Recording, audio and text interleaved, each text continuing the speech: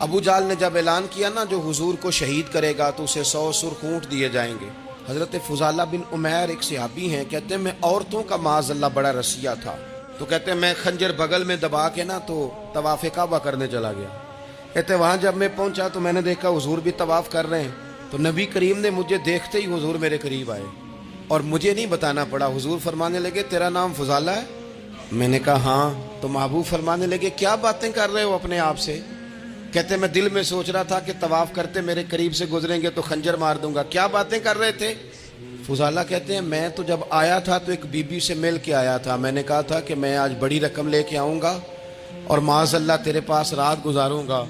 کہتے ہیں میں تو اس سے بات کر کے آیا تھا. اب حضور سید عالم صلی اللہ علیہ وسلم نے پوچھا تو فضالہ ہے؟ میں نے کہا ہاں. کیا باتیں کر رہے تھے اپنے آپ سے؟ میں نے جھوٹ بولا. میں نے کہا جی وہ تو میں تو ذکر کر رہا تھا اپنے دل میں.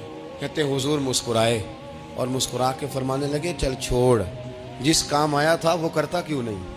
میں جو تیرے سامنے کھڑا ہوں تو کرنا. خیال آیا مسلمان نیک و بد پہچان جاتے ہیں اور آقا آدمی کے دل کی باتیں جان جاتے ہیں.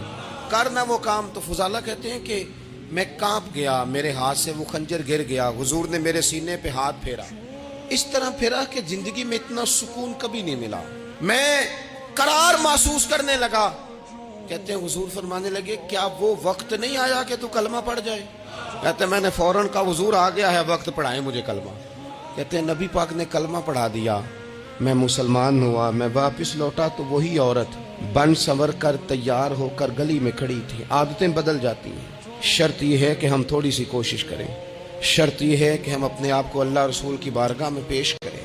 ہمیں سب سے زیادہ تکلیف میں ہماری اپنی عادات نے ڈالا ہے، ہماری اپنی خواہشات نفس نے ہمیں زیادہ آزمائشوں میں ڈالا ہے. کہتے ہیں وہ عورت بن سنور کے کھڑی تھی. جب میں واپس لوٹا تو پہلے میں اس کے پیچھے بھاگتا تھا، اب میں اس کے قریب سے گزر گیا تو اس نے آواز دی تو فضالہ نہیں؟ کہتے ہیں میری جھکی ہوئی گردن، میں سر نہیں اٹھاتا. مجھے کہنے لگی تو وہ نہیں ہے جو فضالہ ہے؟